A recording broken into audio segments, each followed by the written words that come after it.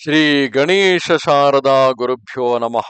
ರಾಮಾಯ ರಾಮಭದ್ರಾಯ ರಾಮಚಂದ್ರಾಯ ವೇಧಸೆ ರಘುನಾಥಾಯ ನಾಥಾಯ ಸೀತಾಯ ಪತೆಯೇ ನಮಃ.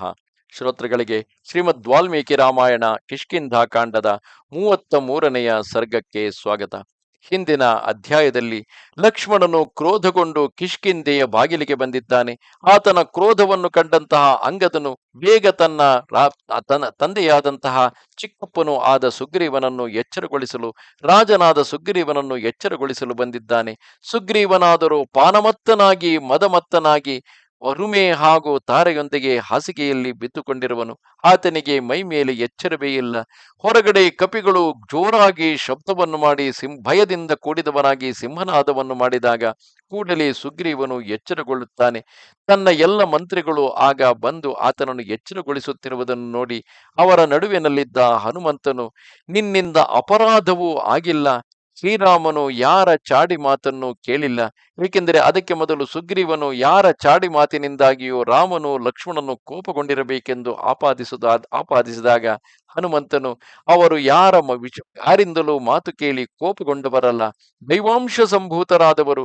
ಅವರು ಕೋಪವಿದ್ದರೆ ಈಗಾಗಲೇ ಕಿಷ್ಕಿಂಧೆಯು ಸುಟ್ಟು ಭಸ್ಮವಾಗಿರುತ್ತಿತ್ತು.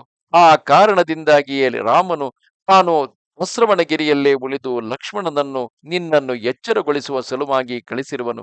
ಆ ಲಕ್ಷ್ಮಣನ ಕೋಪವನ್ನು ಶಾಂತಗೊಳಿಸು ಎಂದು ಹೇಳುತ್ತಾನೆ. ಅಥ ಪ್ರತಿ ಸಮಾದಿಷ್ಟೋ ಲಕ್ಷ್ಮಣ ಪರಿವೀರ ಪ್ರವಿವೇಶ ಗುಹಾಂ ರಮ್ಯಾಂ ಕಿಷ್ಕಿಂಧಾಂ ರಾಮ ಶಾಸನಾತ್. ಶತ್ರುವೀರ ಹಂತಕನಾದ ಲಕ್ಷ್ಮಣನು ಅಂಗದಾದಿಗಳ ಮೂಲಕ ಸುಗ್ರೀವನಿಂದ ಆಹ್ವಾನಿತನಾಗಿ ಶ್ರೀರಾಮನ ಆಜ್ಞೆಯಂತೆ ರಮ್ಯವಾಗಿದ್ದ ಕಿಷ್ಕಿಂಧ ಗುಹೆಯನ್ನು ಪ್ರವೇಶಿಸಿದನು. ದ್ವಾರಸ್ಥಾಹರಯಸ್ತತ್ರ ಮಹಾಕಾಯ ಮಹಾಬಲಾಃ ಬಭೂವುರ್ಲಕ್ಷ್ಮಣಂ ದೃಷ್ಟ್ವಾ ಸರ್ವೇ ಪ್ರಾಂಜಲಯ ಸ್ಥಿತಾಃ. ಈಗ ಮತ್ತೆ ಹಿಂದಿನ ವಿಚಾರವನ್ನೇ ಪುನರುಕ್ತಿಯಾಗಿ ವಾಲ್ಮೀಕಿಗಳು ಇಲ್ಲಿ ಹೇಳುತ್ತಿರುವರು. ಅಂದರೆ ಹಿಂದಿನ ಬಾರಿ ಆತನು ಬಂದಾಗ ಅವರೆಲ್ಲರೂ ಶಸ್ತ್ರಾಸ್ತ್ರಗಳನ್ನು, ಅಂದರೆ ಬೆಟ್ಟ ಗುಡ್ಡಗಳನ್ನು, ಬಂಡೆಗಳನ್ನು, ವೃಕ್ಷಗಳನ್ನು ಹಿಡಿದುಕೊಂಡು ನಿಂತಿದ್ದರಲ್ಲ. ಈಗ ಪ್ರತಿಯಾಗಿ ಬೇರೆ ರೀತಿಯಲ್ಲಿ ಅದನ್ನೇ ಹೇಳುತ್ತಿರುವರು. ಕಿಷ್ಕಿಂಧೆಯ ದ್ವಾರದಲ್ಲಿದ್ದ ವಿಶಾಲಕಾಯರಾದ ಮಹಾಬಲಿ ವಾನರರು ಲಕ್ಷ್ಮಣನನ್ನು ನೋಡಿ ಕೈಮುಗಿದುಕೊಂಡು ನಿಂತುಕೊಂಡರು. ನಿಶ್ವಸಂತಂ ತು ತಂ ದೃಷ್ಟ್ವಾ ದಶರಥಾತ್ಮಜಂ ಬಭೂವುರ್ಹರಯಸ್ತ್ರಸ್ಥಾನಚೈನಂ ಪರ್ಯವಾರಯನ್. ದೀರ್ಘವಾಗಿ ನಿಟ್ಟುಸಿರು ಬಿಡುತ್ತಿರುವ ದಶರಥ ನಂದನ ಲಕ್ಷ್ಮಣನನ್ನು ನೋಡಿ ಆ ಎಲ್ಲ ವಾನರರು ಅತ್ಯಂತ ಭಯಗೊಂಡರು. ಅದರಿಂದ ಅವರು ಅವನನ್ನು ಸುತ್ತುವರೆದು ಜೊತೆಗೆ ನಡೆಯದಾದರು.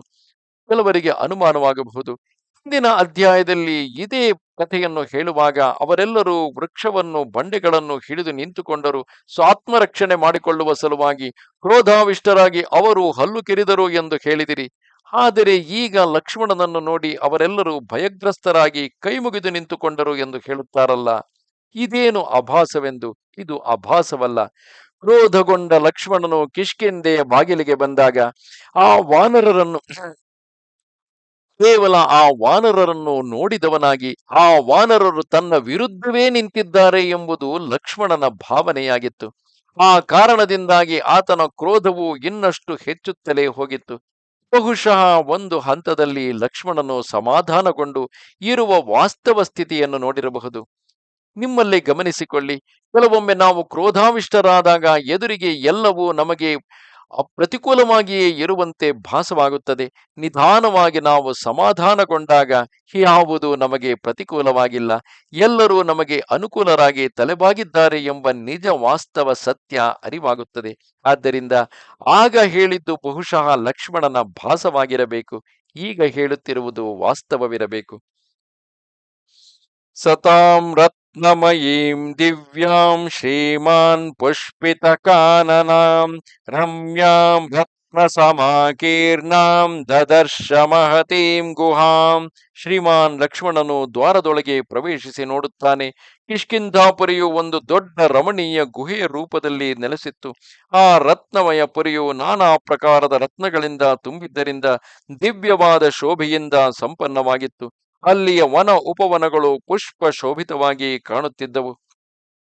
ಹರ್ಮ್ಯ ಪ್ರಾಸಾದ ಸಂಬಾಧಾಂ ನಾನಾ ರತ್ನೋಪಶೋಭಿತಾಂ ಸರ್ವಕಾಮ ಫಲೈರ್ವೃಕ್ಷೈ ಪುಷ್ಪಿತೈರುಪಶೋಭಿತಾಂ.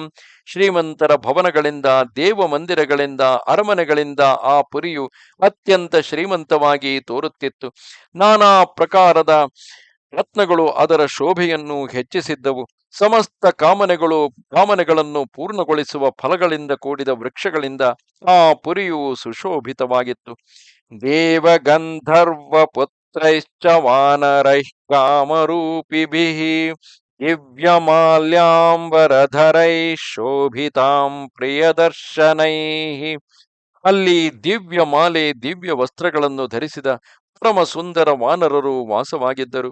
ಅವರು ದೇವತೆಗಳ ಮತ್ತು ಗಂಧರ್ವರ ಪುತ್ರರು, ಇಚ್ಛಾನುಸಾರ ರೂಪವನ್ನು ಧರಿಸುವವರು ಆಗಿದ್ದರು.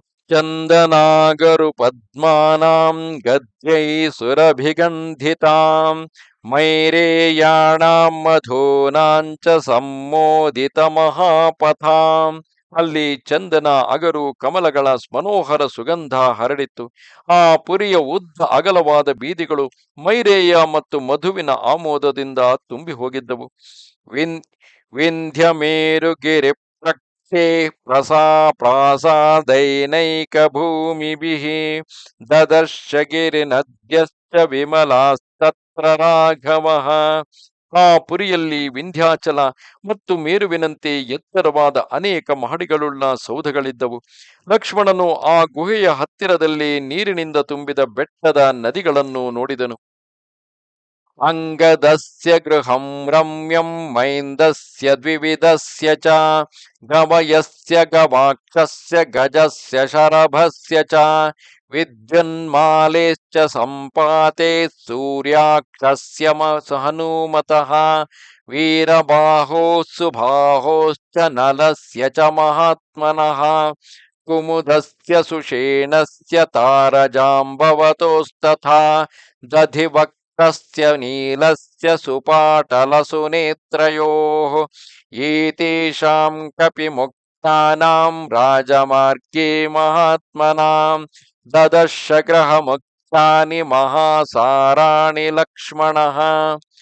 ಬಹುಶಃ ಲಕ್ಷ್ಮಣನು ಈಗಾಗಲೇ ದುಃಖತಪ್ತಗೊಂಡಿದ್ದಂತಹ ಶ್ರೀರಾಮನನ್ನು ಬಿಟ್ಟು ತಾನು ಒಬ್ಬನೇ ಕಿಷ್ಕಿಂಧೆಗೆ ಬಂದೇ ಇಲ್ಲವೆಂದು ಕಾಣುತ್ತದೆ.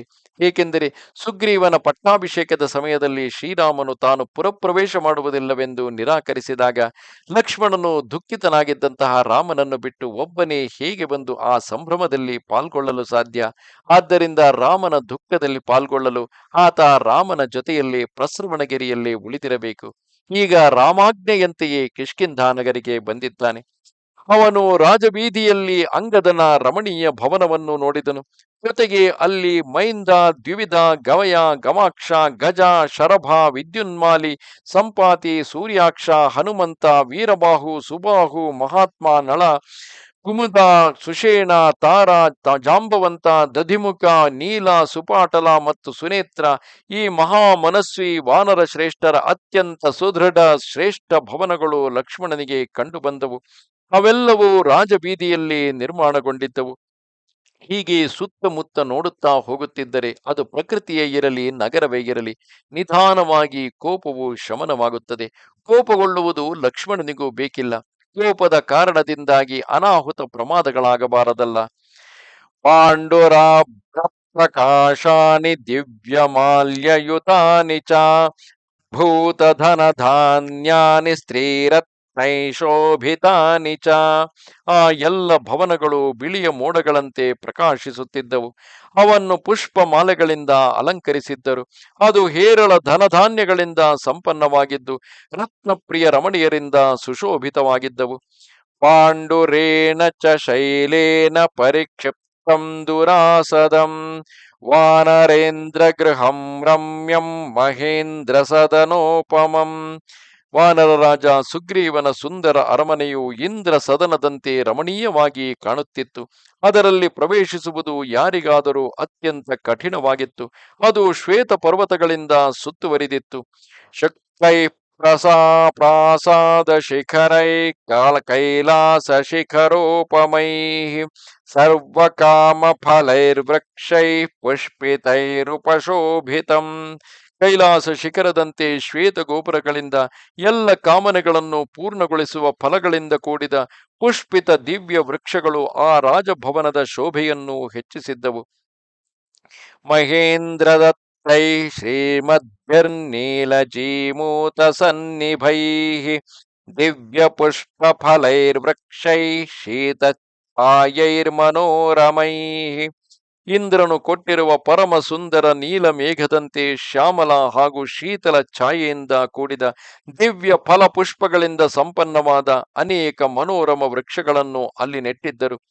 ಹರಿಭಿಃ ಸಂವೃತದ್ವಾರಂ ಬಲಿಭಿಃ ಶಸ್ತ್ರಪಾಣಿಭಿಃ ದಿವ್ಯಮಾಲ್ಯಾವೃತಂ ಶುಭ್ರಂ ತಪ್ತ ಕಾಂಚನ ತೋರಣಂ. ಅನೇಕ ಬಲವಂತ ವಾನರರು ಕೈಗಳಲ್ಲಿ ಆಯುಧ ಹಿಡಿದು ದ್ವಾರದಲ್ಲಿ ಕಾವಲು ಕಾಯುತ್ತಿದ್ದರು. ಆ ಸುಂದರ ಅರಮನೆ ದಿವ್ಯ ಮಾಲೆಗಳಿಂದ ಅಲಂಕೃತವಾಗಿತ್ತು. ಅದರ ಹೊರಬಾಗಿಲು ಚೊಕ್ಕ ಚಿನ್ನದಿಂದ ಮಾಡಿದ್ದರು. ಸುಗ್ರೀವಸ್ಯ ಗೃಹಂ ರಮ್ಯಂ ಪ್ರವಿವೇಶ ಮಹಾಬಲಃ ಅವಾರ್ಯಮಾಣ ಸೌಮಿತ್ರಿರ್ಮಹಾಭ್ರಮಿವ ಭಾಸ್ಕರಃ. ಮಹಾಬಲಿ ಸುಮಿತ್ರಾ ಕುಮಾರ ಲಕ್ಷ್ಮಣನು ಸುಗ್ರೀವನ ಆ ರಮಣೀಯ ಭವನವನ್ನು ಸೂರ್ಯನು ಮಹಾಮೇಘದೊಳಗೆ ಪ್ರವಿಷ್ಟನಾದಂತೆ ಪ್ರವೇಶಿಸಿದನು. ಆಗ ಅವನನ್ನು ಯಾರೂ ತಡೆಯಲಿಲ್ಲ. ಸಸಪ್ತಕಕ್ಷ್ಯಾ ಧರ್ಮಾತ್ಮಾ ಯಾನಾಸನ ಸಮಾವೃತಾಃ ದದರ್ಶ ಸುಮಹದ್ಗುಪ್ತಂ ದದರ್ಶಾಂತಃಪುರಂ ಮಹತ್. ಧರ್ಮಾತ್ಮ ಲಕ್ಷ್ಮಣನು ವಾಹನಗಳಿಂದ ವಿವಿಧ ಆಸನಗಳಿಂದ ಸುಶೋಭಿತ ಆ ಭವನದ 7 ಹಜಾರಗಳನ್ನು ದಾಟಿ ಬಹಳ ಗುಪ್ತವಾದ ವಿಶಾಲವಾದ ಅಂತಃಪುರವನ್ನು ನೋಡಿದನು. ಹೈಮರಾಜತ ಪರ್ಯಂಕೈರ್ಬಹುಭಿಶ್ಚವರಾಸನೈಃ ಮಹಾರ್ಹಾಸ್ತರಣೋಪೇತೈಸ್ತತ್ರ ತತ್ರ ಸಮಾವೃತಂ. ಅದರಲ್ಲಿ ಎಲ್ಲೆಡೆ ಬೆಳ್ಳಿ ಬಂಗಾರದ ಅನೇಕ ಮಂಚಗಳನ್ನು ವಿಶೇಷ ಆಸನಗಳನ್ನು ಇರಿಸಿದ್ದರು. ಅವೆಲ್ಲವುಗಳ ಮೇಲೆ ಅಮೂಲ್ಯ ಹಾಸಿಗೆಗಳನ್ನು ಹಾಸಿದ್ದರು. ಅವೆಲ್ಲವುಗಳಿಂದ ಆ ಅಂತಃಪುರವು ಸುಸಜ್ಜಿತವಾಗಿ ಕಾಣುತ್ತಿತ್ತು.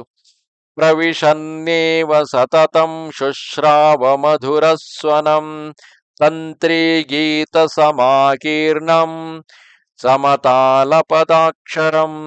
ಅದನ್ನು ಪ್ರವೇಶಿಸುತ್ತಲೇ ಲಕ್ಷ್ಮಣನ ಕಿವಿಗೆ ನಿರಂತರ ನಿನಾದಿಸುತ್ತಿದ್ದ ಇಂಪಾದ ಸಂಗೀತ ಕೇಳಿಬಂತು. ವೀಣೆಯೊಂದಿಗೆ ಯಾರೋ ಕೋಮಲ ಕಂಠದಿಂದ ಹಾಡುತ್ತಿದ್ದರು.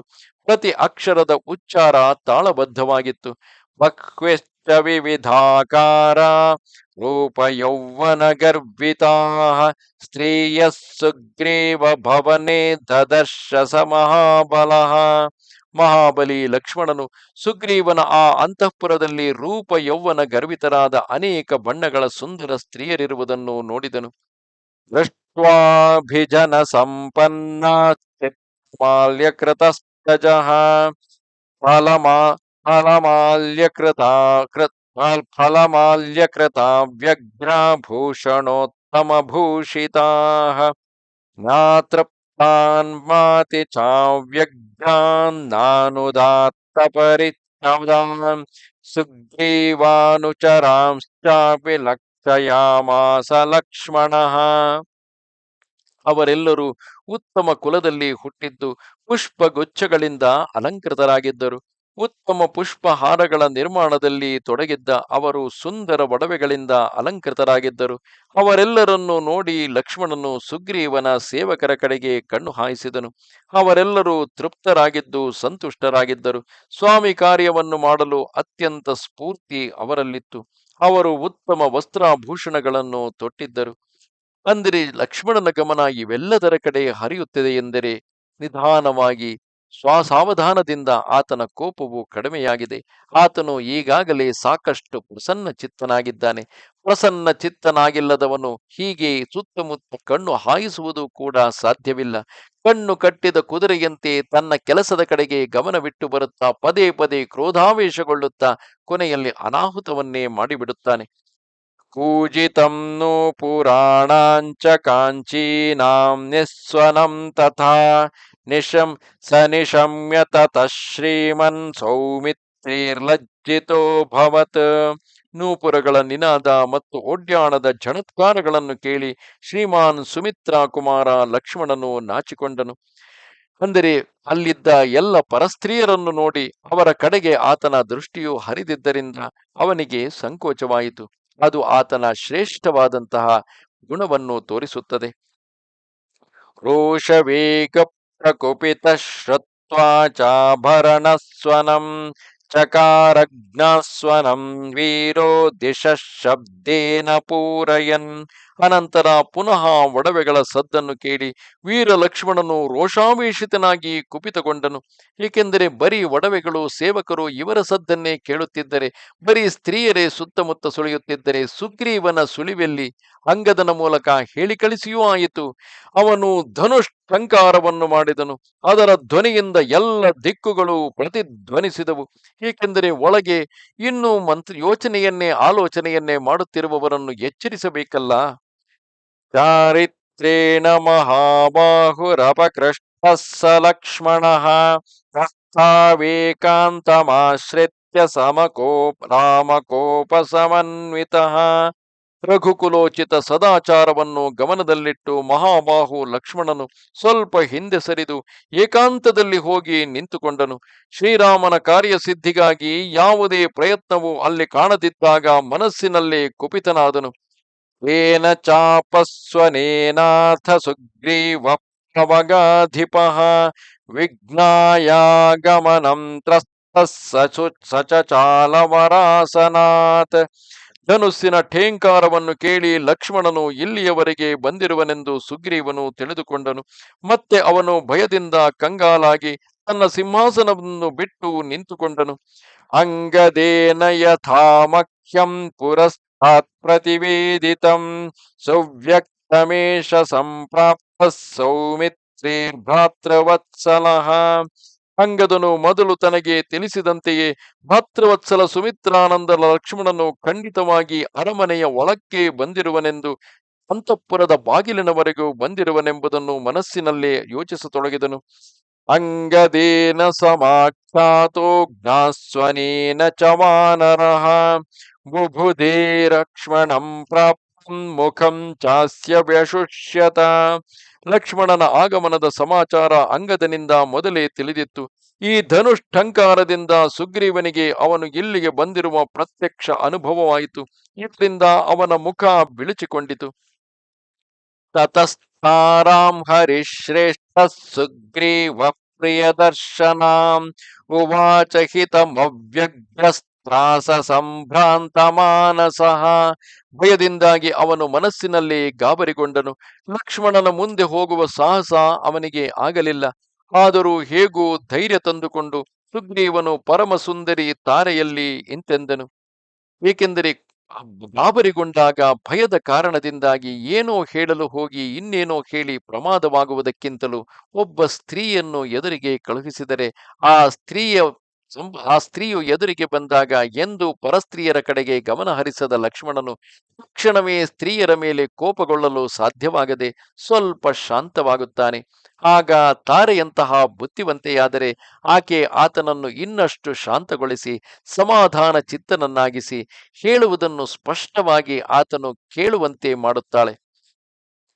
ಇನ್ನು ರುಟ್ಕಾರಣಂ ಶುಭ್ರೂ ಪ್ರಕೃತ್ಯ ಮೃದು ಮಾನಸಃ ಸರೋಷ ಇವ ಸಂಪ್ರಾಪ್ತೋ ಏನಾಯಂ ರಘು ರಾಘವಾನುಜಃ. ಸುಂದರಿ, ಈ ಲಕ್ಷ್ಮಣನ ರೋಷದ ಕಾರಣ ಏನಿರಬಹುದು? ಸ್ವಭಾವತಃ ಕೋಮಲ ಚಿತ್ತನಾಗಿದ್ದರೂ ಈ ರಘುನಾಥನ ತಮ್ಮನು ರುಷ್ಟನಾಗಿ ಇಲ್ಲಿಗೆ ಆಗಮಿಸಿರುವನು. ಕಿಂ ಪಶ್ಯಸಿ ಕುಮಾರಸ್ಯ ರೋಷಸ್ಥಾನಮನಿಂದಿತೆ ನಖಲ್ವಕಾರಣೇ ಕೋಪಮಾಹರೇನ್ನರಪುಂಗವಃ. ಅನಿಂದಿತೆ, ನೀನು ನೋಡಿದಂತೆ ಕುಮಾರ ಲಕ್ಷ್ಮಣನ ರೋಷಕ್ಕೆ ಆಧಾರವೇನು? ಇವನು ಮನುಷ್ಯರಲ್ಲಿ ಶ್ರೇಷ್ಠನಾಗಿದ್ದಾನೆ. ಆದ್ದರಿಂದ ಕಾರಣವಿಲ್ಲದೆ ಖಂಡಿತವಾಗಿ ಕ್ರೋಧಗೊಳ್ಳಲಾರನು. ಯದ್ಯಕೃತಮಸ್ಮಾಭಿರ್ಬುದ್ಧ್ಯಸೇ ಲಕಿಂಚಿದ ಪ್ರಿಯಂ ತದ್ಬುದ್ಧ್ಯಾ ಸಂಪ್ರಧಾರ್ಯಾತು ಕ್ಷಿಪ್ರಮೇವಾಭಿಧೀಯತಾಂ. ನಾವು ಇವನಿಗೆ ಯಾವುದಾದರೂ ಅಪರಾಧ ಮಾಡಿದ್ದರೆ ನಿನಗೆ ಅದು ತಿಳಿದಿದ್ದರೆ ನೀನು ಬುದ್ಧಿಯಿಂದ ವಿಚಾರ ಮಾಡಿ ಬೇಗನೆ ಹೇಳು. ಅಥವಾ ಸ್ವಯಮೇವೈನಂ ದ್ರಷ್ಟುಮರ್ಹಸಿ ಭಾಮಿನಿ ವಚನೈ ಸಾಂತ್ವಯುಕ್ತೈಶ್ಚ ಪ್ರಸಾದಯಿತುಮರ್ಹಸಿ. ಅಥವಾ ಭಾಮಿನಿ, ನೀನು ಸ್ವತಃ ಹೋಗಿ ಲಕ್ಷ್ಮಣನನ್ನು ನೋಡು ಮತ್ತು ಸಾಂತ್ವನಯುಕ್ತ ಮಾತನ್ನು ಹೇಳಿ ಅವನನ್ನು ಪ್ರಸನ್ನಗೊಳಿಸುವ ಪ್ರಯತ್ನವನ್ನು ಮಾಡು. ತ್ವದ್ದರ್ಶನೇ ವಿಶುದ್ಧಾತ್ಮ ನ ಸ್ಮ ಕೋಪಂ ಕರಿಷ್ಯತಿ ನ ಹಿ ಸ್ತ್ರೀಷು ಮಹಾತ್ಮಾನ ಕ್ವಚಿತ್ ಕುರ್ವಂತಿ ದಾರುಣಂ.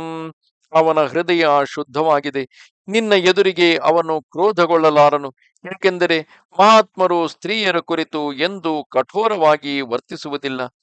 ತ್ವಯಾ ಸಾಂತ್ಯರುಪಕ್ರಾಂತಂ ಪ್ರಸನ್ನೇಂದ್ರಿಯಮಾನಸಂ ತತಃ ಕಮಲಪತ್ರಾಕ್ಷಂ ದರ್ಕ್ಷ್ಯಾಮ್ಯಹಮರಿಂದಮಂ.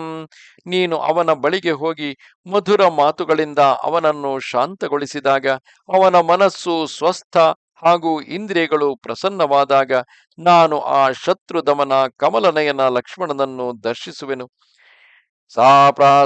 ಸಾಪ್ರಸ್ಖಲಂತಿ ಮದವಿಹ್ವಲಾಕ್ಷಿ ಪ್ರಲಂಬ ಕಾಂಚಿ ಗುಣಹೇಮಸೂತ್ರ ಸಲಕ್ಷ್ಮಣ ಲಕ್ಷ್ಮಣ ಸನ್ನಿಧಾನಂ ಜಗಾಮತಾರ ನಮಿತಾಂಗಯಷ್ಟಿ. ಸುಗ್ರೀವನು ಹೀಗೆ ಹೇಳಿದಾಗ ಶುಭಲಕ್ಷಣೆ ತಾರೆಯು ಲಕ್ಷ್ಮಣನ ಬಳಿಗೆ ಹೋದಳು. ಆಕೆಯ ತೆಳ್ಳಗಿನ ಶರೀರ ಸ್ವಾಭಾವಿಕ ಸಂಕೋಚದಿಂದ ವಿನಯದಿಂದ ಬಾಗಿತ್ತು. ಅವಳ ಕಣ್ಣುಗಳು ಮದದಿಂದ ಚಂಚಲವಾಗಿದ್ದವು, ಕಾಲುಗಳು ತೊಡರಿಕೊಳ್ಳುತ್ತಿದ್ದವು, ಆಕೆಯ ಸುವರ್ಣಮಯ ಓಡ್ಯಾಣವು ಜೋತಾಡುತ್ತಿತ್ತು. ಸತಾಂ ಸಮೀಕ್ಷೈವ ಹರೀಶ ಪತ್ನೀಂ ತಸ್ಥಾವುದಾಸೀನ ತಯಾ ಮಹಾತ್ಮ ಅವಾಂಗ್ಮುಖೋ ಭೂನ್ಮನುಜೇಂದ್ರ ಪುತ್ರ ಸ್ತ್ರೀ ಸನ್ನಿಕರ್ಷಾತ್ ವಿನಿವೃತ್ತ ಕೋಪಃ. ವಾನರ ರಾಜನ ಪತ್ನಿ ತಾರೆಯನ್ನು ನೋಡುತ್ತಲೇ ರಾಜಕುಮಾರ ಮಹಾತ್ಮ ಲಕ್ಷ್ಮಣನು ತಲೆ ತಗ್ಗಿಸಿ ಉದಾಸೀನ ಭಾವದಿಂದ ನಿಂತುಕೊಂಡನು. ಸ್ತ್ರೀಯು ಸಮೀಪ ಬಂದಿದ್ದರಿಂದ ಅವನ ಕ್ರೋಧ ದೂರವಾಯಿತು. ಸಾಪಾನಯೋಗಾಶ್ಚ ನಿವೃತ್ತಲಜ್ಜಾ ದೃಷ್ಟಪ್ರಸಾದಾಶ್ಚ ನರೇಂದ್ರ ಸೂನೋಃ ಉವಾಚ ತಾರಾ ಪ್ರಣಯ ಪ್ರಗಲ್ಭಂ ವಾಕ್ಯಂ ಮಹಾರ್ಥಂ ಪರಿಸಾಂತ್ವರೂಪಂ. ಮಧುಪಾನದಿಂದಾಗಿ ತಾರೆಯ ನಾರೀ ಸಹಜ ನಾಚಿಕೆಯು ಬಿಟ್ಟು ಹೋಗಿತ್ತು. ಅವಳಿಗೆ ರಾಜಕುಮಾರ ಲಕ್ಷ್ಮಣನ ಕಣ್ಣುಗಳಲ್ಲಿ ಸ್ವಲ್ಪ ಪ್ರಸನ್ನತೆಯು ಕಂಡಿತು. ಅದಕ್ಕಾಗಿ ಆಕೆಯು ಸ್ನೇಹಜನಿತ ಧೈರ್ಯದಿಂದ ಮಹಾನ್ ಅರ್ಥಯುಕ್ತ ಹಾಗೆಯೇ ಸಾಂತ್ವನಪೂರ್ಣ ಮಾತನ್ನು ಹೇಳಿದಳು. ಕಿಂ ಕೋಪಮೂಲಂ ಮನುಜೇಂದ್ರ ಪುತ್ರ ಕಸ್ತೇನ ಸಂತಿಷ್ಠತಿ ವಾಂಗ್ನಿದೇಶೇ ಶುಷ್ಕವೃಕ್ಷಂ ವನಮಾಪತಂತಂ ದಮಾಗ್ನಿಮಾಸೀದತಿ ನಿರ್ವಿಶಂಕಃ. ರಾಜಕುಮಾರನೇ, ನಿನ್ನ ಕ್ರೋಧಕ್ಕೆ ಕಾರಣವೇನು? ಯಾರು ತಾನೇ ನಿನ್ನ ಆಜ್ಞೆಗೆ ಅಧೀನರಾಗಿಲ್ಲ? ಧೈರ್ಯದಿಂದ ಒಣಗಿದ ಮರಗಳಿಂದ ತುಂಬಿದ ಅರಣ್ಯದಲ್ಲಿ ಹರಡಿಕೊಂಡ ಕಾಡ್ಗಿಚ್ಚಿನಲ್ಲಿ ಯಾರು ತಾನೇ ಪ್ರವೇಶಿಸಬಲ್ಲನು? ನತಸ್ಯಾವಚನಂ ಶ್ರುತ್ವಾ ಸಾಂತ್ವಪೂರ್ವಮಶಂಕಿತಃ ಭೂಯಃ ಪ್ರಣಯ ದೃಷ್ಟಾರ್ಥಂ ಲಕ್ಷ್ಮಣೋ ವಾಕ್ಯಮಬ್ರವೀತ್. ತಾರೆಯ ಈ ಮಾತುಗಳಲ್ಲಿ ಸಾಂತ್ವನ ತುಂಬಿತ್ತು. ಅದರಲ್ಲಿ ಹೆಚ್ಚು ಪ್ರೇಮಪೂರ್ವಕ ಹೃದಯದ ಭಾವವನ್ನು ಪ್ರಕಟಪಡಿಸಿದ್ದಳು. ಅದನ್ನು ಕೇಳಿ ಲಕ್ಷ್ಮಣನ ಹೃದಯದ ಆಶಂಕೆ ಹೊರಟು ಹೋಯಿತು. ಅವನು ಹೇಳತೊಡಗಿದನು. ಅಂದರೆ ಸುಗ್ರೀವನು ತಾನು ಮಾಡಿದ ಪ್ರತಿಜ್ಞೆಯನ್ನು ಮರೆತಿರಬಹುದು ಎಂದು ಕ್ರೋಧಗೊಂಡಿದ್ದಂತಹ ಲಕ್ಷ್ಮಣನ ಶಂಕೆ ತಾರೆಯ ಕೇವಲ ಒಂದು ಮಾತಿನಿಂದಲೇ ನಿವಾರಣೆಯಾಗಿ ಹೋಯಿತು. ಏಕೆಂದರೆ ಯಾರು ತಾನೇ ಮಿತ್ರನಲ್ಲದವನಲ್ಲಿ ತನ್ನ ಪತ್ನಿಯನ್ನು, ಅಂದರೆ ಅಲ್ಲಿ ತಾರೆಯನ್ನು ಯಾರು ತಾನೇ ಕಳುಹಿಸುತ್ತಾರೆ? ಆ ಕಾರಣದಿಂದಾಗಿಯೇ ಲಕ್ಷ್ಮಣನು ನಿಶ್ಶಂಕನಾಗಿ ಸಮಾಧಾನ ಚಿತ್ತನಾದನು. ಹಾಗೂ ಆ ಸಮಾಧಾನ ಚಿತ್ತದಿಂದಲೇ ಆತ ಹೇಳತೊಡಗಿದನು. ಕಿಮಯಂ ಕಾಮವೃತ್ತಸ್ಥೇ ಲುಪ್ತ ಧರ್ಮಾರ್ಥ ಸಂಗ್ರಹ ಭರ್ತಾ ಭ್ರತ್ರಹಿತೇ ಯುಕ್ತೇ ನ ಚೈನಮವಬುಧ್ಯಸೆ.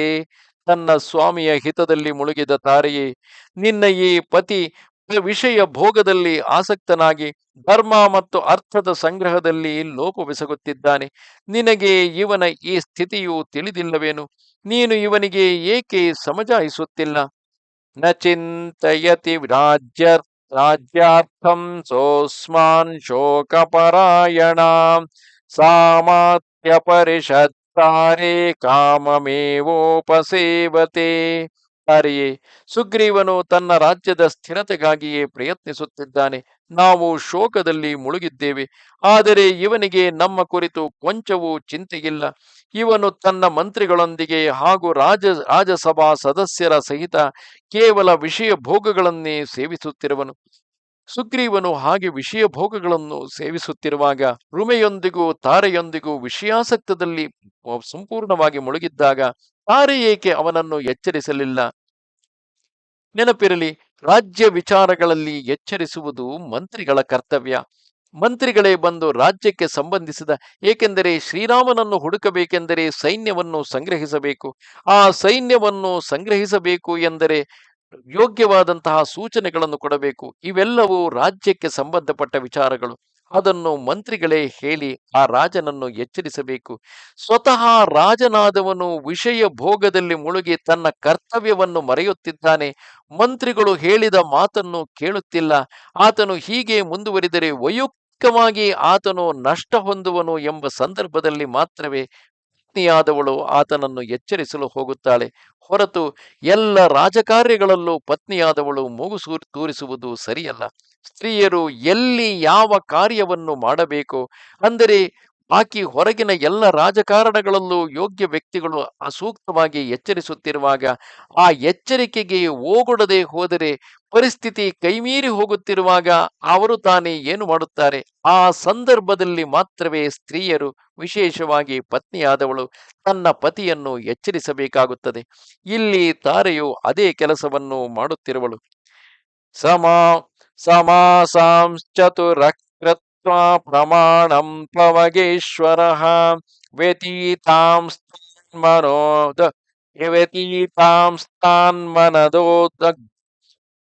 ವ್ಯತೀತಾಂಸ್ತಾನ್ಮದೋದಗ್ರೋ ವಿಹರಾನ್ನಾವಬುಧ್ಯತೆ. ಸುಗ್ರೀವನು 4 ತಿಂಗಳ ಅವಧಿಯನ್ನು ನಿಶ್ಚಯಿಸಿದ್ದನು. ಅವು ಎಂದೋ ಕಳೆದು ಹೋಗಿದೆ. ಆದರೆ ಅವನು ಮಧುಪಾನದ ಮದದಿಂದ ಅತ್ಯಂತ ಉನ್ಮತ್ತನಾಗಿ ಸ್ತ್ರೀಯರೊಂದಿಗೆ ಕ್ರೀಡಾ ವಿಹಾರ ಮಾಡುತ್ತಾ ಇದ್ದಾನೆ. ಅವನಿಗೆ ಕಳೆದು ಹೋದ ಸಮಯದ ಅರಿವೇ ಇಲ್ಲ. ನಹಿ ಧರ್ಮಾರ್ಥ ಸಿದ್ಧ್ಯರ್ಥಂ ಪಾನಮೇವಂ ಪ್ರಶಸ್ಯತೆ ಪಾನಾದರ್ಥಶ್ಚ ಕಾಮಶ್ಚ ಧರ್ಮಶ್ಚ ಪರಿಹೀಯತೆ. ಧರ್ಮ ಮತ್ತು ಅರ್ಥದ ಸಿದ್ಧಿಗಾಗಿ ಪ್ರಯತ್ನ ಮಾಡುವ ಮನುಷ್ಯನಿಗೆ ಹೀಗೆ ಮದ್ಯಪಾನ ಒಳ್ಳೆಯದಲ್ಲ. ಏಕೆಂದರೆ ಮದ್ಯಪಾನದಿಂದ ಧರ್ಮ ಮತ್ತು ಕಾಮ ಮೂರರ ನಾಶವೂ ಆಗುತ್ತದೆ. ಧರ್ಮಲೋಪೋ ಮಹಾಂಸ್ತಾವತ್ ಕೃತೆ ಹ್ಯಪ್ರತಿಕುರ್ವತಃ ಅರ್ಥಲೋಪಶ್ಚ ಮಿತ್ರಸ್ಯ ನಾಶೇ ಗುಣವತೋ ಮಹಾನ್. ಮಿತ್ರನು ಮಾಡಿದ ಉಪಕಾರವನ್ನು ಸಮಯ ಬಂದಾಗಲೂ ತೀರಿಸದಿದ್ದರೆ ಧರ್ಮದ ಹಾನಿಯಾಗುತ್ತೆ. ಗುಣಿಯಾದ ಮಿತ್ರನೊಂದಿಗೆ ಮಿತ್ರತ್ವದ ನಂಟು ಕಡಿದು ಹೋದಾಗ ತನ್ನ ಅರ್ಥದ ಭಾರಿ ಹಾನಿಯನ್ನು ಅನುಭವಿಸಬೇಕಾಗುತ್ತದೆ. ಮಿತ್ರಂ ಹ್ಯರ್ಥಗುಣಶ್ರೇಷ್ಠಂ ಧರ್ಮಪರಾಯಣಂ ತದ್ವಯಂ ತು ಪರಿತ್ಯಕ್ತಂ ನತು ಧರ್ಮೇ ವ್ಯವಸ್ಥಿತಂ. ಮಿತ್ರರು 2 ಪ್ರಕಾರದಿಂದ ಇರುತ್ತಾರೆ. ಒಬ್ಬನು ತನ್ನ ಮಿತ್ರನ ಅರ್ಥ ಸಾಧನೆಯಲ್ಲಿ ತತ್ಪರನಾಗಿರುತ್ತಾನೆ. ಇನ್ನೊಬ್ಬನು ಸತ್ಯ ಮತ್ತು ಧರ್ಮದ ಆಶ್ರಿತನಾಗಿರುತ್ತಾನೆ. ನಿನ್ನ ಸ್ವಾಮಿಯು ಮಿತ್ರನ 2 ಗುಣಗಳನ್ನು ಪರಿತ್ಯಾಗ ಮಾಡಿದ್ದಾನೆ.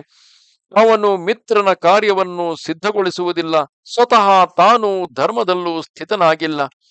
ತದೇವಂ ಪ್ರಸ್ತುತೆ ಕಾರ್ಯೇ ಕಾರ್ಯಮಸ್ಮಾಭಿರುತ್ತಮಂ ಯತ್ಕಾರ್ಯಂ ಕಾರ್ಯ ತತ್ಜ್ಞೇ ತ್ವಮುದಾಹರ್ತುಮರ್ಹಸಿ. ಇಂತಹ ಸ್ಥಿತಿಯಲ್ಲಿ ಪ್ರಸ್ತುತ ಕಾರ್ಯದ ಸಿದ್ಧಿಗಾಗಿ ನಾವು ಭವಿಷ್ಯದಲ್ಲಿ ಏನು ಮಾಡಬೇಕು? ನಮಗೆ ಸಮುಚಿತವಾದ ಕರ್ತವ್ಯವಿದ್ದರೆ ನೀನೇ ಹೇಳು, ಏಕೆಂದರೆ ನೀನು ಕಾರ್ಯದ ತತ್ವವನ್ನು ತಿಳಿದವಳಾಗಿರುವೆ. ಈ ರೀತಿಯಾಗಿ ಲಕ್ಷ್ಮಣನು ಕೋಪಗೊಂಡು ತಾರೆಯಲ್ಲಿ ಹೇಳುತ್ತಿರುವಾಗ ಗಮನಿಸಿ, ಯಾವ ಸಂದರ್ಭದಲ್ಲೂ ಮರ್ಯಾದೆಯ ಅಂಚನ್ನು ಮೀರಿ ಆತನು ತಾರೆಗೆ ನೋವಾಗುವಂತೆ ಹೇಳುತ್ತಿಲ್ಲ. ಸುಗ್ರೀವನು ನಡೆದುಕೊಂಡಿರುವಂತಹ ರೀತಿಯಿಂದಾಗಿ ಆತನು ಪಾನಮತ್ತನಾಗಿ ಮದಮತ್ತನಾಗಿ ಆ ಮಾಡಬೇಕಾದ ಕಾರ್ಯವನ್ನು ಮರೆತಿರುವನು ಎಂದೇ ಲಕ್ಷ್ಮಣನು ಭಾವಿಸುತ್ತಿರುವನು. ಈ ಸಂದರ್ಭದಲ್ಲಿ ಒಂದು ವಿಷಯ, ಹಾಗಿದ್ದರೆ ಮದ್ಯಪಾನವನ್ನು ತುಂಬಾ ಕೀಳಾಗಿ ಕಾಣಲಾಗುತ್ತಿತ್ತೆ. ಹಾಗಿದ್ದರೆ ಪ್ರಾಚೀನ ಭಾರತದಲ್ಲೂ ಕೂಡ ಮದ್ಯಪಾನವು ಸೋಮಪಾನದವರೆಗೂ ಜಾರಿಯಲ್ಲಿ ಇತ್ತಲ್ಲ. ಮದ್ಯಪಾನವು ಕೇವಲ ಬ್ರಾಹ್ಮಣರಿಗೆ ಮಾತ್ರವೇ ನಿಷಿದ್ಧವಾಗಿತ್ತು. ಸದಾ ಲೋಕಹಿತವನ್ನೇ ಬಯಸುತ್ತಾ ಲೋಕಹಿತಕ್ಕಾಗಿಯೇ ಕಾರ್ಯ ಮಾಡುತ್ತಾ ಜ್ಞಾನಾರ್ಜನೆಯಲ್ಲಿಯೇ ನಿರಂತರವಾಗಿ ತೊಡಗಿ ತಮ್ಮ ಜ್ಞಾನವನ್ನು ವಿಕಸಿತಗೊಳಿಸಿಕೊಳ್ಳುತ್ತಾ ಲೋಕಹಿತವನ್ನೇ ಸಾಧಿಸುವಂತಹ ಬ್ರಾಹ್ಮಣರು ಯಾವ ಸಮಯದಲ್ಲೂ ಕೂಡ ಮದ್ಯಪಾನ ಮಾಡುವುದರಿಂದ ವರ್ಜಿತರಾಗಿದ್ದರು. ಮದ್ಯಪಾನ ಮಾಡುವುದರಿಂದ ಜ್ಞಾನವು ಕುಂಠಿತವಾಗುತ್ತದೆ. ಮನಸ್ಸಿನ ಬುದ್ಧಿಶಕ್ತಿಯ ವಿವೇಚನಾ ಶಕ್ತಿಯು ಕುಂಠಿತವಾಗುವುದರಿಂದ ಅವರಿಂದ ಲೋಕಹಿತದ ಕಾರ್ಯವೂ ನಡೆಯುವುದಿಲ್ಲ.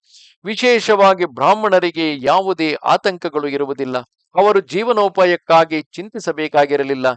ಇಡೀ ಸಮಾಜವೇ ಅವರ ಜೀವನಾಭರಣಕ್ಕಾಗಿ ನೋಡಿಕೊಳ್ಳುತ್ತಿತ್ತು.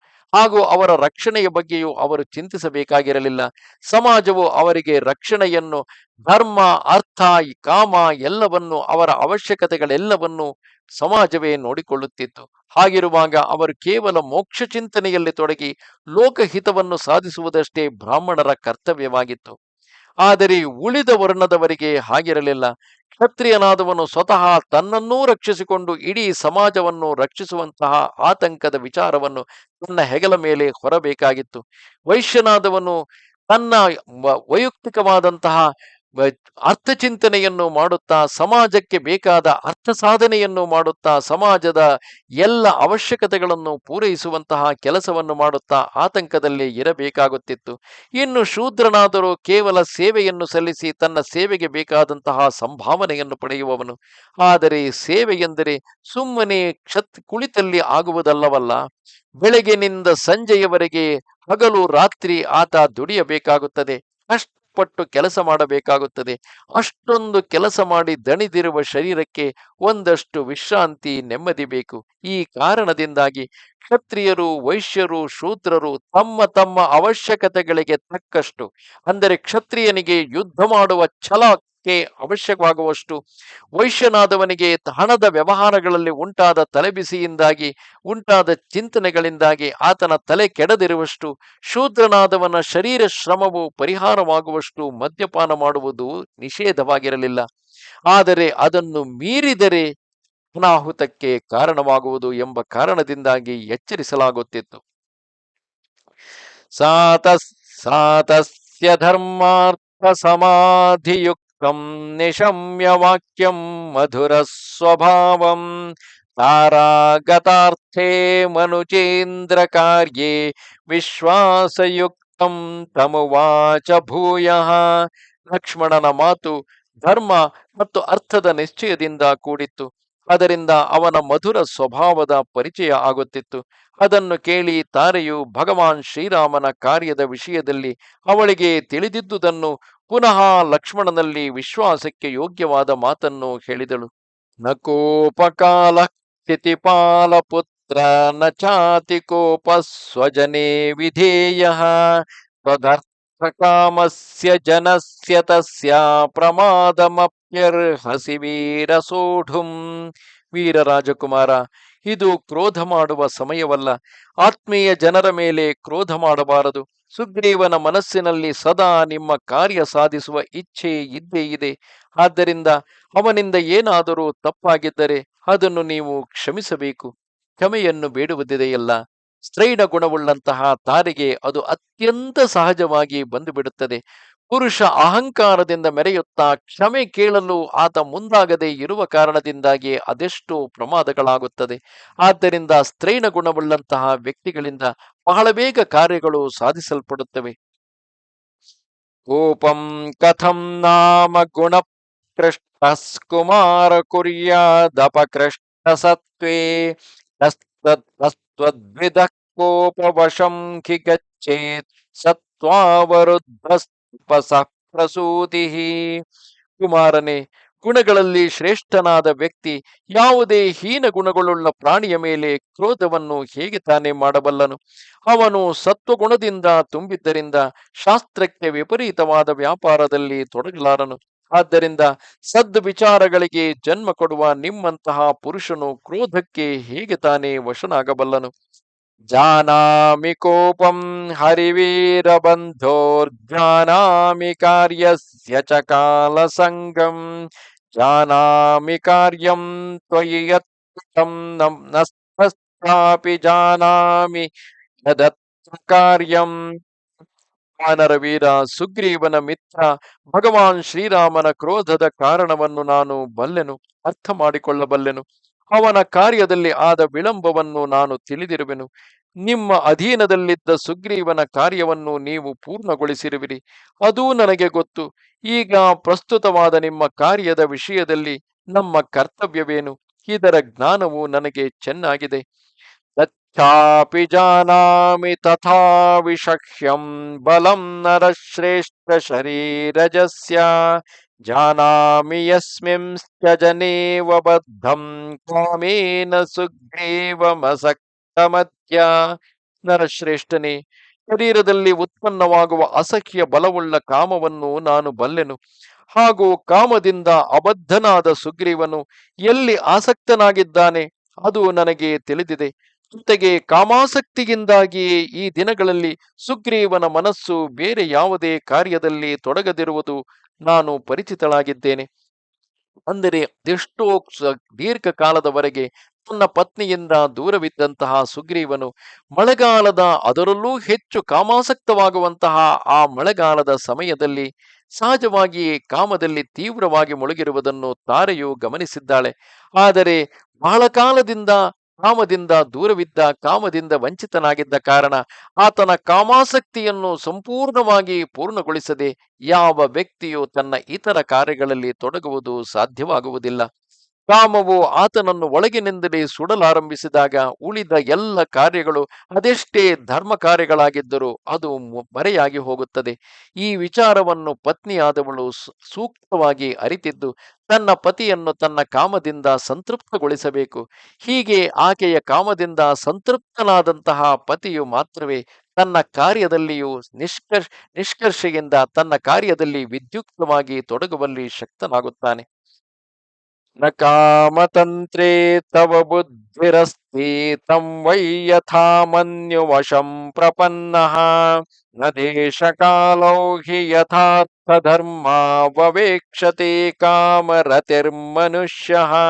ನೀವು ಕ್ರೋಧಕ್ಕೆ ವಶೀಭೂತನಾಗಿರುವುದರಿಂದ ಕಾಮಕ್ಕೆ ಅಧೀನನಾದ ಪುರುಷನ ಸ್ಥಿತಿಯು ನಿನಗೆ ಏನೂ ತಿಳಿದಿಲ್ಲ ಎಂದು ಅರಿವಾಗುತ್ತದೆ.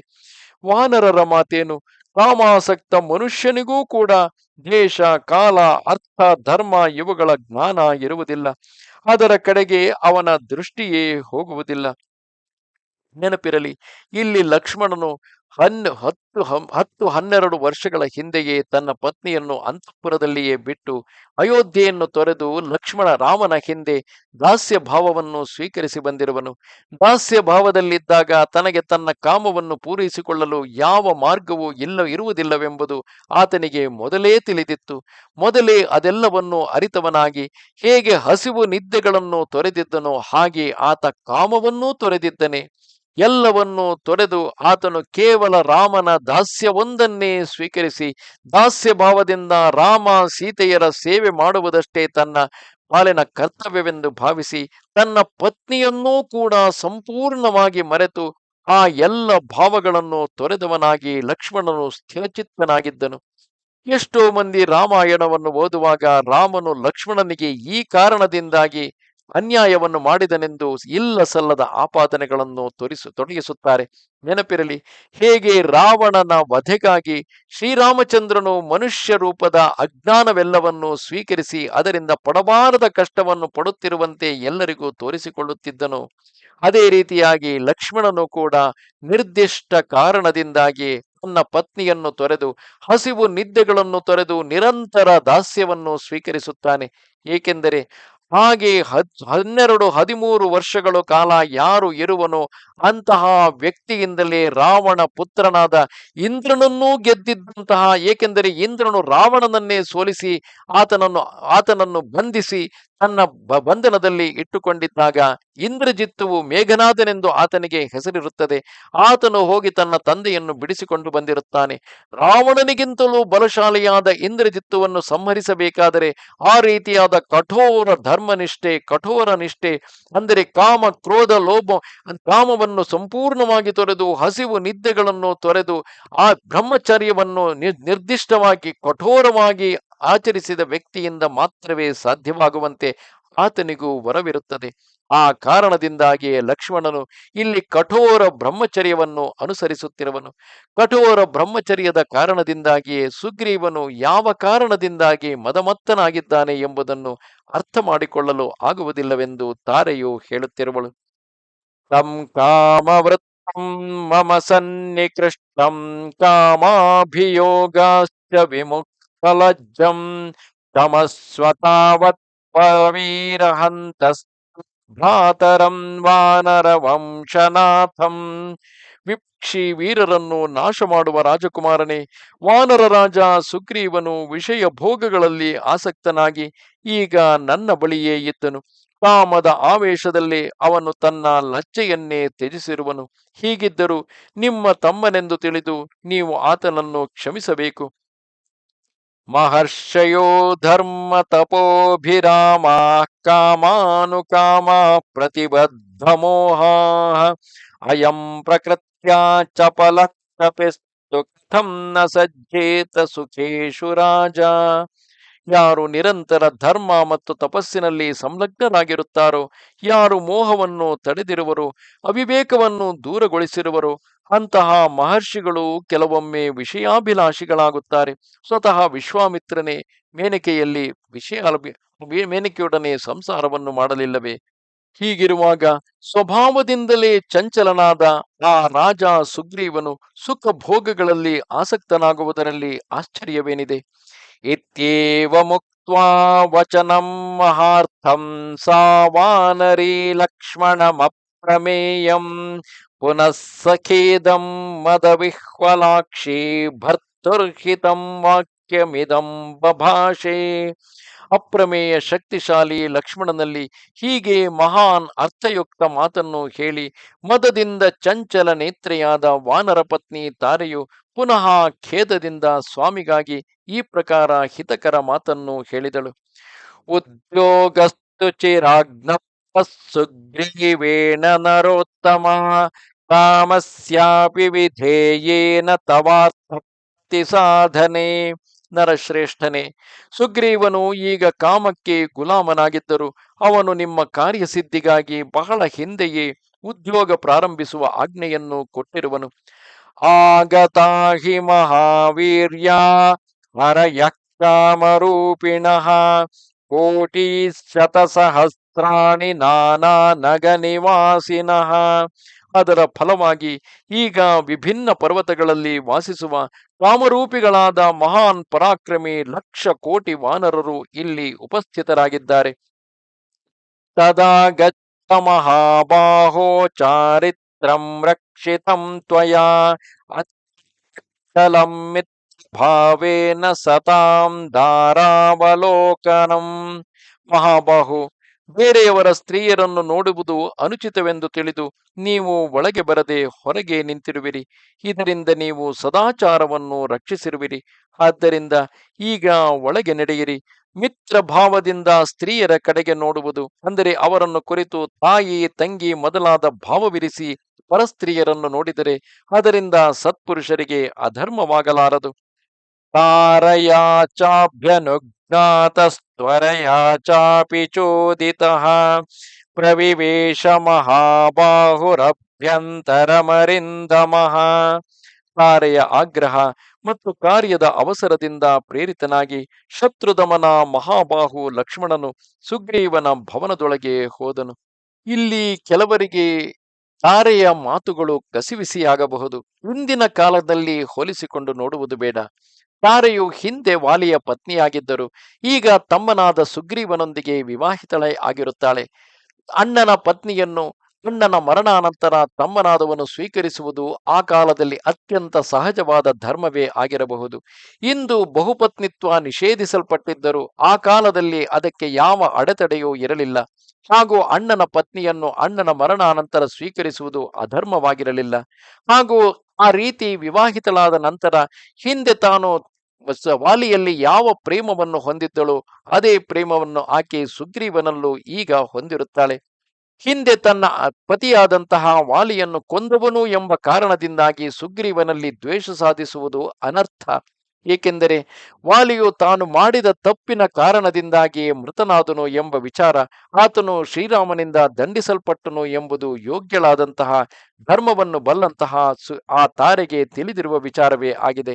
ಅದು ಅಲ್ಲದೆ ಈ ಸಂದರ್ಭದಲ್ಲಿ ಸುಗ್ರೀವನೊಂದಿಗೆ ದ್ವೇಷ ಕಟ್ಟಿಕೊಳ್ಳಲು ಹೋದರೆ ಆಕೆಯ ಯಾವ ಕಾರ್ಯವೂ ನಡೆಯುವುದಿಲ್ಲ.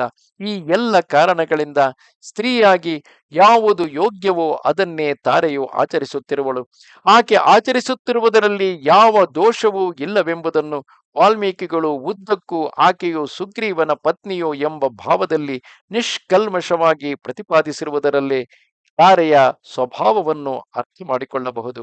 ಆದ್ದರಿಂದ ಆ ಕಾಲಕ್ಕೆ ಹೋಗಿ ತಾರೆಯ ಸ್ವಭಾವವನ್ನು ಅರ್ಥ ಮಾಡಿಕೊಂಡು ಆ ವಿಚಾರಗಳನ್ನು ಸ್ವೀಕರಿಸಬೇಕು.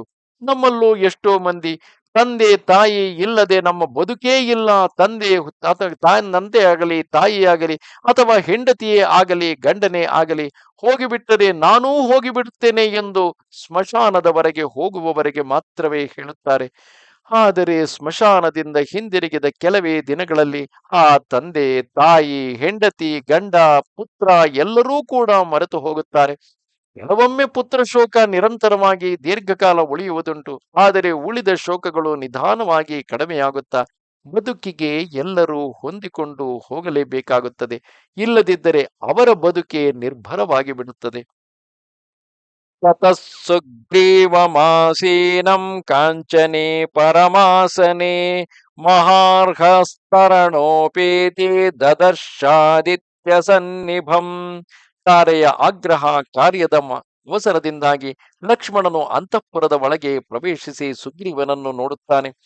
ಅಲ್ಲಿ ಸುಗ್ರೀವನು ಒಂದು ಸ್ವರ್ಣ ಸಿಂಹಾಸನದಲ್ಲಿ ಹಾಸಿದ ಅಮೂಲ್ಯ ಹಾಸಿಗೆಯ ಮೇಲೆ ವಾನರರಾಜನಾದ ಸುಗ್ರೀವನು ಸೂರ್ಯನಂತೆ ತೇಜಸ್ವಿ ರೂಪಧರಿಸಿ ವಿರಾಜಮಾನನಾಗಿದ್ದಾನೆ.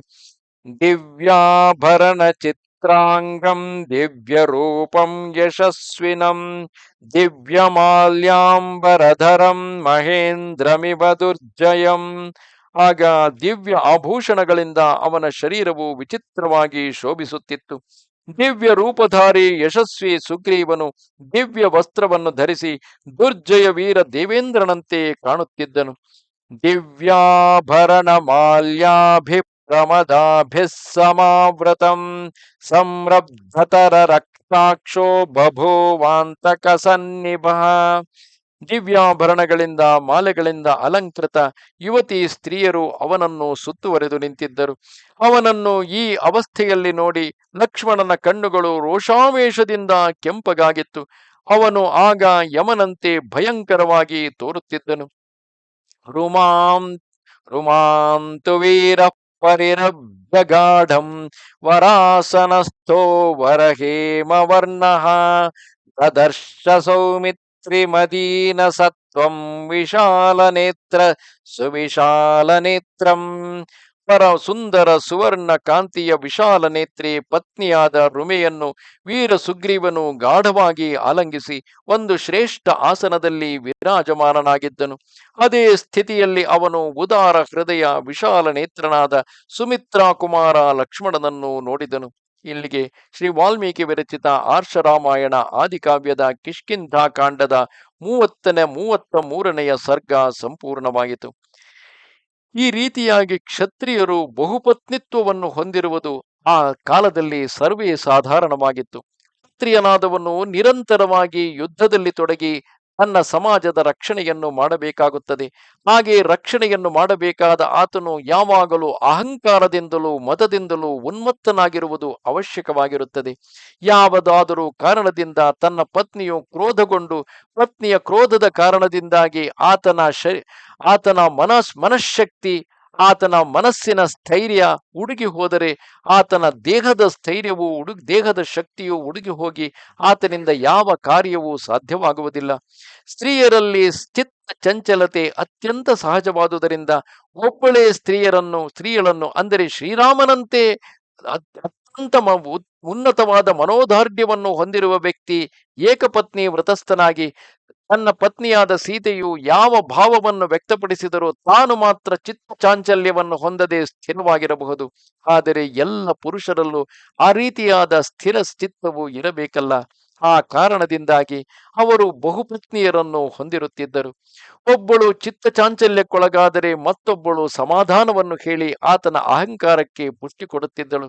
ಹೀಗೆ ಅಹಂಕಾರಕ್ಕೆ ಸೂಕ್ತ ಪುಷ್ಟಿ ದೊರೆತಾಗಲೇ ಆತನ ದೇಹ ಪುಷ್ಟಿಯೂ ಆಗಿ ಆ ಮೂಲಕವೇ ಆತ ತನ್ನನ್ನೇ ತಾನು ಕೊಂದುಕೊಳ್ಳಲು ಹಾಗೂ ತಾನು ಸಾವಿಗೀಡಾಗುತ್ತೇನೆ ಎಂಬ ಅರಿವಿದ್ದರೂ ಕೂಡ ಹಿಂದೆ ಮುಂದೆ ನೋಡದೆ ನೇರವಾಗಿ ಮುನ್ನುಗ್ಗುವಂತಹ ಸ್ವಭಾವವನ್ನು ಹೊಂದಿರುತ್ತಾನೆ. ಆದ್ದರಿಂದ ಕ್ಷತ್ರಿಯರಲ್ಲಿ ಬಹುಪತ್ನಿತ್ವವು ಮದ್ಯಪಾನವು ಅಷ್ಟೇ ಸಹಜವಾಗಿತ್ತು. ನಮಸ್ತೆ ಶಾರದಾ ದೇವಿ ಕಾಶ್ಮೀರ ಪುರವಾಸಿನಿ ತ್ವಾಮಹಂ ಪ್ರಾರ್ಥೆಯೇ ನಿತ್ಯಂ ವಿದ್ಯಾದಾನಂಚ ದೇಹಿಮೆ. ನಮಸ್ಕಾರ.